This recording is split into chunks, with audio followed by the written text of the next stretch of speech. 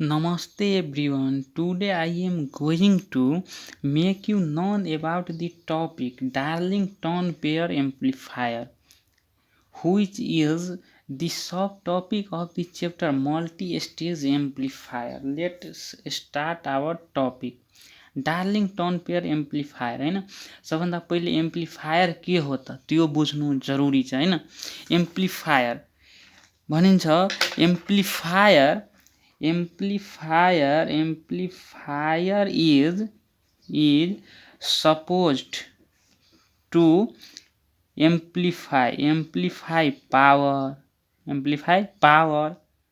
अर्थात V and I है as high as possible। तपाईले यो फर्मुला थाहै होला पावरको P = IV भनेर हैन। यो मध्ये जुनलाई नि अब प्रोडक्टमा छ इन्क्रिज गरे पावर बढ्छ हैन। अनि त्यो एम्प्लिफायर भनेपछि के हुन्छ, एम्प्लिफायरले चाहिँ पावरलाई एम्प्लिफाई गर्छ है, जति सक्दो जति हाई गर्न सकोस् हैन।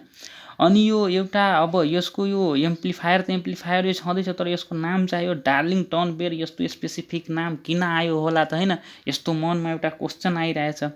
अनि आउनुको कारण के छ त, त्यसको लागि सबभन्दा पहिले हामीले अब यो बुझ्नु जरुरी छ कि एम्प्लिफायर एउटा जेनरल जुन एम्प्लिफायर हुन्छ त्यसको चाहिँ क्यारेक्टरिस्टिक के हो त जेनरल जुन एम्प्लिफायर हुन्छ त्यसको क्यारेक्टरिस्टिक तपाईको करेन्ट गेन हाई हैन, भोल्टेज गेन नि हाई, इनपुट रेसिस्टेन्स नि तीनवटै कुरा हाई हुन्छ हैन। अनि आउटपुट रेसिस्टेन्स हैन आर आउट चाहिँ लो हुन्छ हैन। जेनरलको करेन्ट गेन, भोल्टेज गेन अनि इनपुट रेसिस्टेन्स हाई हुन्छ, आर आउट लो हुन्छ।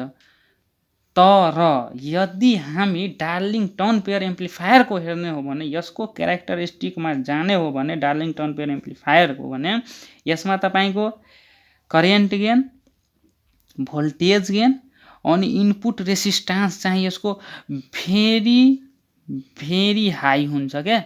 भेरी हाई क्यारेक्टरिस्टिक नि सोधिरहेको हुन्छ क्या।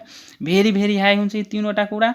अनि आर आउट आउटपुट रेसिस्टेन्स चाहिँ भेरी लो हुन्छ हैन, भेरी लो। अब हेर्नु त, अब मानौ कुनै जेनरल 10 वटा एम्प्लिफायरले गर्न सक्ने काम कुनै एउटैले गरिदिन्छ भनेपछि त्यसलाई त अब यो स्पेसिफिक नाम दिन, त्यसो पनि डार्लिङ भनेर हामी जसलाई धेरै अब माया गर्ने मान्छेले डार्लिङ भनेर बोलाउँछ क्या। अब यो 10 वटाको काम एउटैले गर्न सक्छ भने यसको त यस्तो स्पेसिफिक नाम त दिनु कुनै ठुलो कुरा भएन हैन। अनि त्यसैले यसको यो क्राइटेरिया छ क्या, यसको स्पेसिफिक क्यारेक्टरिस्टिक। यसको करेन्ट गेन, भोल्टेज गेन अनि इनपुट रेसिस्टेन्स भेरी हाई हुन्छ अनि आउटपुट रेसिस्टेन्स भेरी लो हुन्छ है। अनि त्यसपछि अब यसको हामी यो टर्न पेयरहरू के यस्तो नाम किन त्यसको कारण यहाँ आउँछ क्या। अब यो डार्लिङटन पेयर भनेपछि यसको नाम हेर्नु त, यो डार्लिङटन पेयर बन्छ कसरी त। एउटा तपाईले यो ट्रान्जिस्टरको जेनरल कन्फिगुरेसन म भनिदिउँ हैन। यो जस्तै यहाँ यो बेस हुन्छ हैन, यता यो कलेक्टर हुन्छ अनि यता इमिटर हुन्छ हैन। जेनरल कन्फिगुरेसन त यही हो। अनि हेर्नु त यही कन्फिगुरेसनको आधारमा हामीले यहाँ गर्ने हो। यो कसरी बन्छ डार्लिङटन पेयर एम्प्लिफायर हेर्नु त, when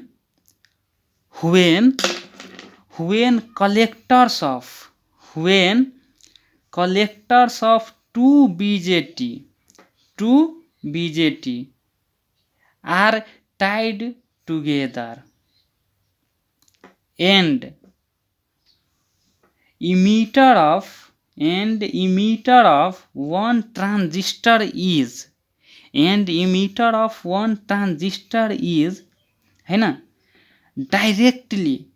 directly coupled with the base of another transistor हैन, then it forms a Darlington pair amplifier। यहाँ एउटा डाइरेक्ट कपल्ड भनेर कुरा आयो क्या। डाइरेक्ट यो कपलिङ भनेर तपाईले पढ्नु भएको छ हैन। डाइरेक्ट कपलिङ, आरसी कपलिङ हैन, ट्रान्सफर्मर कपलिङ भनेर यो डार्लिङटन पेयर एम्प्लिफायर चाहिँ डाइरेक्ट कपलिङको एक्जाम्पल पनि हो है। यहाँ हेर्नु न, अब यो दुईटा ट्रान्जिस्टर छन्, यो दुईटैको यो के भन्छ कलेक्टर चाहिँ एउटै ठाउँमा टाइट गरेको छ हैन। अनि यसको फर्स्ट बीजेटी ट्रान्जिस्टरको इमिटर टर्मिनल चाहिँ सेकेन्ड बीजेटी ट्रान्जिस्टरको बेस टर्मिनलसित हैन डाइरेक्टली कपल्ड भएको छ क्या। त्यही भएर यसलाई यसो हुँदाखेरि डार्लिङटन पेयर एम्प्लिफायर फर्म हुन्छ हैन। अनि यहाँ हेर्नु त यो आइसी equal to direct IC1 plus IC2 लेख्न सकिन्छ फिगरबाट नि त्यो क्लियर हो IB1 इक्वल टु IB हैन अनि यसको चाहिँ ट्रान्जिस्टर Q1 भयो यसको त्यो गेन β1 भयो यसको यो Q2 ट्रान्जिस्टर β2 गेन भयो हैन अनि IE2 इक्वल टु IE भयो हैन अनि त्यही यसको कलेक्टर बेस इमिटर भयो नि हाल्यो हैन अनि त्यसपछि हैन यो चाहिँ यो डार्लिंगटन पेयर एम्प्लिफायर चाहिँ it is popularly known as super beta transistor अब यसलाई सुपर बीटा किन भन्ने होला त हेर्नु त with a current gain equal to the product of individual current gains of the transistor हेर्नु त यो यसको गेन चाहिँ हैन यसको गेन चाहिँ यो बीटा डीपी डार्लिंगटन पेयरको β1 प्लस β2 हैन यसको गेन प्लस यसको गेन प्लस यो दुईटैको गेनको प्रोडक्ट अनि एप्रोक्सिमेटली इक्वल टु β1 β2 लेखेको छ अब यो एप्रोक्स यति किन नि अब मानौ कि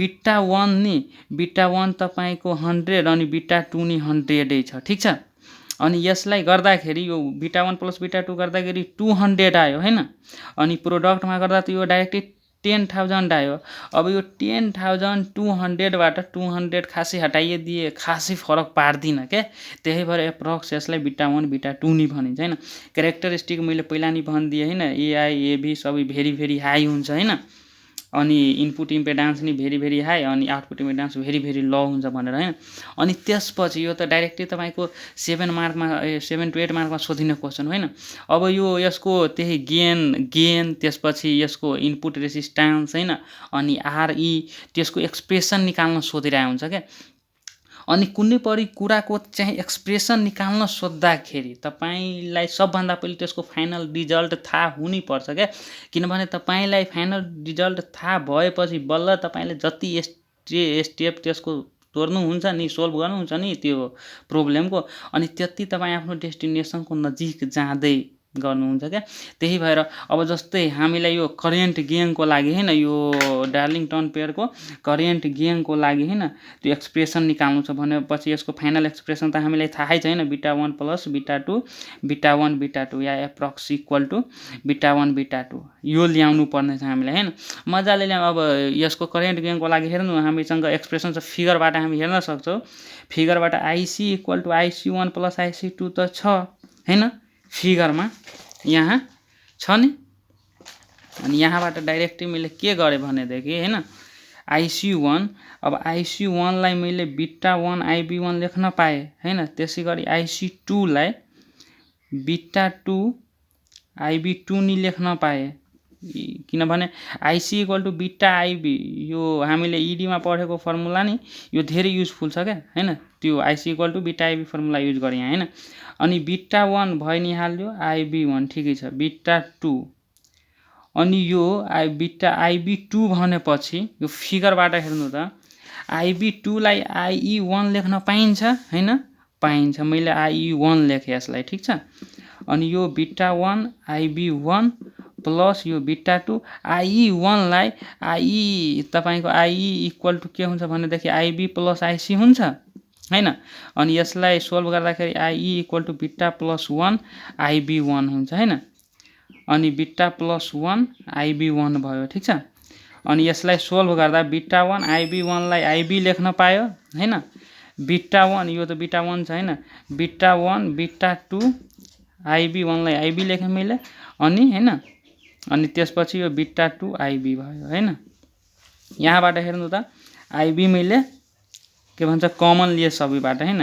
IB कमन लिँदाखेरि β1 प्लस β2 प्लस β1 β2 आयो ठीक छ अनि IC by IB is equal to β1 plus β2 plus β1 β2 हैन यसलाई एप्रोक्सिमेटली β1 β2 लेख्न सकिन्छ यो हामीले पहिला नि गरिसक्यौ अनि यो IC by IB गेन भनेपछि नि करेन्ट गेन भनेपछि नै चाहे this is ratio of output current to input current हैन अनि IC भनेपछि यसको आउटपुट करेन्ट भयो अनि IB भनेपछि इनपुट करेन्ट भयो हैन अनि यसलाई मजाले गेन भन्न सकिन्छ बीटा डीपी भयो यही यसको फाइनल एक्सप्रेसन भयो है ठीक छ अनि यो भइहाल्यो अनि त्यसपछि तपाईको अब यसको हैन यसको हामी चाहिँ त्यसपछि यो त भइ नि हाल्यो यो त मैले यहाँ नि गर्दिया छु हैन अनि यहाँ यो भइ नि हाल्यो हैन, यसमा नि गरिदिएको छु मैले हैन। अनि त्यसपछि अब इनपुट रेसिस्टेन्सको चाहिँ एक्सप्रेसन निकाल्न जाउँ हामी हैन। इनपुट रेसिस्टेन्स भनेपछि हैन, यो त जेनरली जुन ओम्स लबाट जुन डेफिनिसन छ नि V = IR हैन। अनि यहाँबाट नि RI = हैन V/I हुन्छ नि। सेम यो फर्मुला नि हामीले युज गर्ने हो क्या। अब एक्सप्रेसन 4 हैन, हामी इनपुट रेसिस्टेन्समा जाऊ हैन। अनि त्यसपछि यहाँ हेर्नु त हामीलाई काम लाग्न सक्ने कुराहरू पहिला नि हामीले निकालिहाल्छौँ क्या। अनि सबभन्दा पहिले यसको फाइनल एक्सप्रेसन के आउँछ त के, त्यो चाहिँ मुख्य कुरा हो क्या।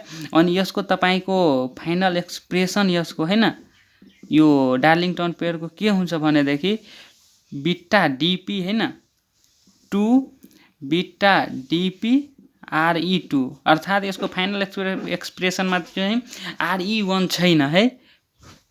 अनि त्यही भएर हामीले चाहिँ यो सोल्भ गर्दाखेरि त्यो RE1 लाई RE2 को फर्ममा चेन्ज गर्नु पर्यो हैन। अब हामी त्यसलाई सोल्भ गरौँ हैन।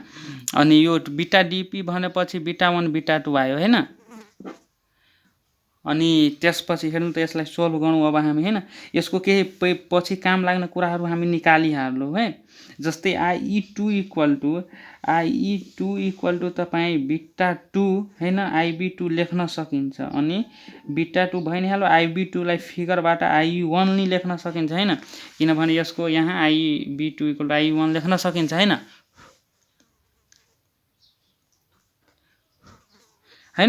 अनि त्यसपछि यो यसलाई बीटा IB किन लेख्न सकिन्छ भनेदेखि IE = IC हुन्छ नि यो रिलेसनबाट, ठीक छ। अनि यहाँबाट हेर्नु त IE1 लाई IE2/बीटा 2 लेख्न सकिन्छ नि, सकिन्छ है। अनि त्यसपछि हामीलाई यो कुरा थाहै छ कि हैन RE1 = VT/IE1 हुन्छ हैन।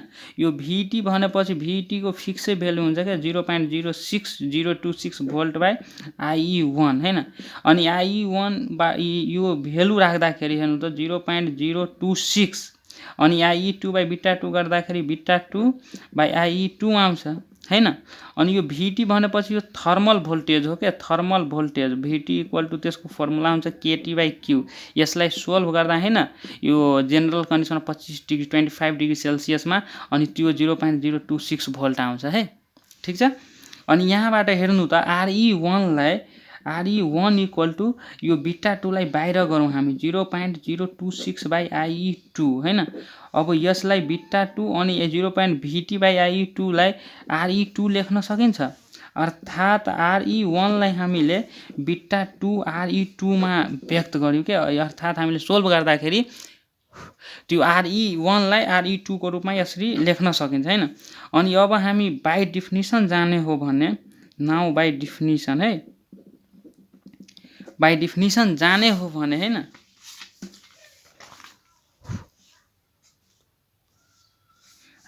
यदि हामी यसको अब बाइ डेफिनिसन जाने हो भने ठीक छ, त्यो RIN DP = VIN/IN VIN/IN भइहाल्छ हैन।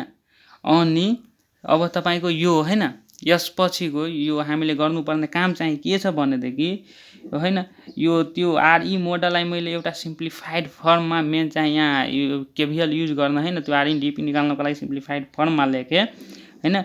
यो यहाँ तपाईको बीटा 1 RE1 भइहाल्छ हैन।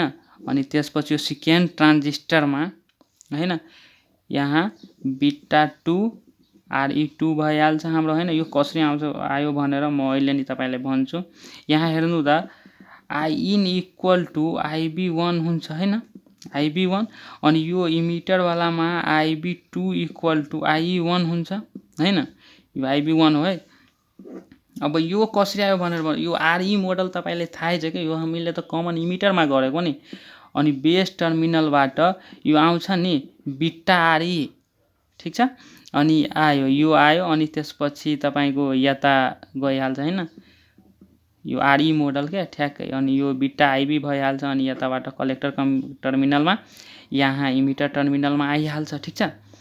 अनि यहाँ ग्राउन्ड भइहाल्छ के। अनि यहाँ जुन VIN हुन्छ नि यही हुन्छ नि भिन, अनि यो आरइन हुन्छ हैन।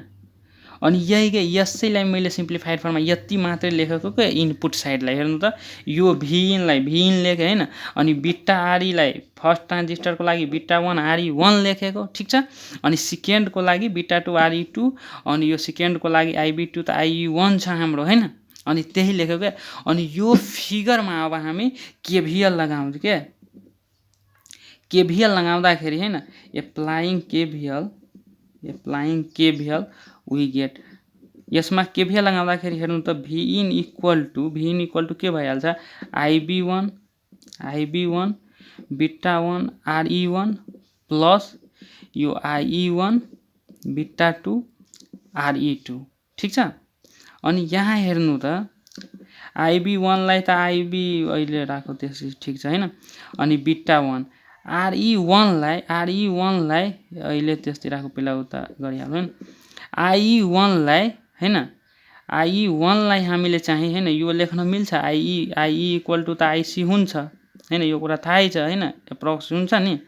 अनि आईई1 लाई तपाईले यो के भन्छ बिटा 1 आईबी1 लेख्न मिल्छ हैन, अनि यो बिटा 2 आरई2 छँदैछ, ठीक छ।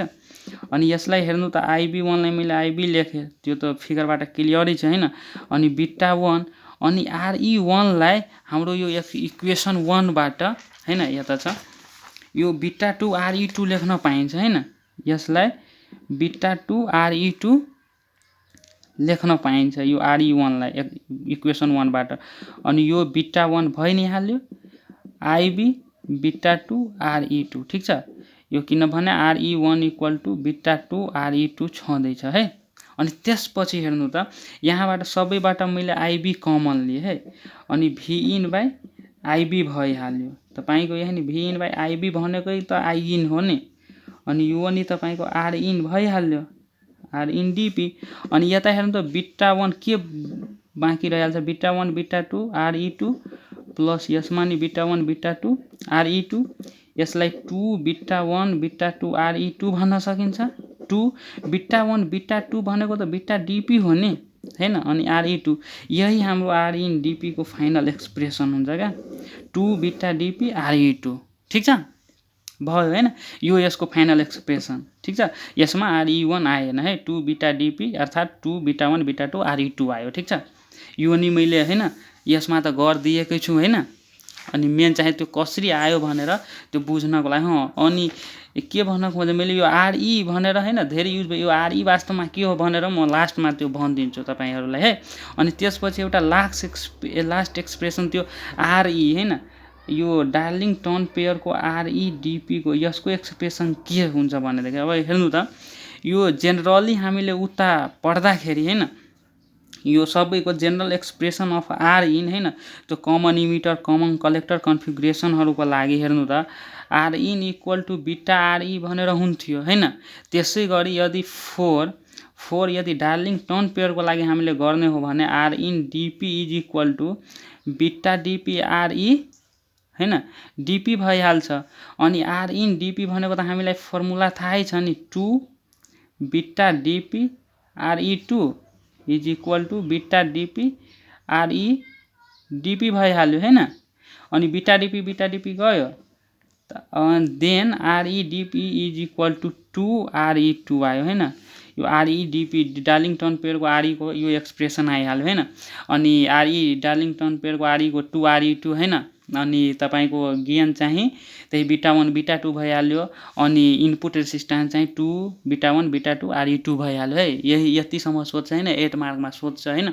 अनि यसमा मैले भनेछु आरई युज भइरहेछ हैन, आरई को मिनिङ के हो त, यो आरई जेनरली तपाईको कमन बेसमा युज हुन्छ है। हेर्नु त कमन बेसमा यो इमिटर भइहाल्यो अल्फा आई हैन, अनि तपाईको अल्फा यहाँ नि आई हुन्छ हैन, अनि यता त सी भइ नै हाल्यो, यो बेस हुन्छ क्या। अनि यहाँ डाइरेक्टली तपाई आरई हुन्छ यहाँ क्या, अनि यता आउटपुटमा आरसी हुन्छ है आउटपुटमा। अनि यो आरई जुन छ नि, यो R in is in common base configuration, R E is input resistance between emitter and base terminal when EBJ junction is forward bias. अनि तपाईँलाई थाहै छ आइडियल कन्डिसनमा चाहिँ हैन यो ट्रान्जिस्टरले चाहिँ सर्ट सर्किटको रूपमा काम गर्छ, अर्थात् त्यहाँ रेसिस्टेन्स 0 हुन्छ हैन।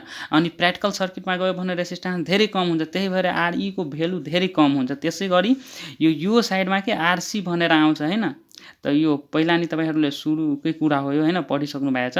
आरसी भनेपछि यो चाहिँ RC is output resistance between B terminal and C terminal in CB configuration when BCBJ junction is reverse bias. अनि रिभर्स बायसमा चाहिँ आइडियल कन्डिसनमा यसले ओपन सर्किटको काम गर्छ, अर्थात् रेसिस्टेन्स इन्फाइनाइट हुन्छ।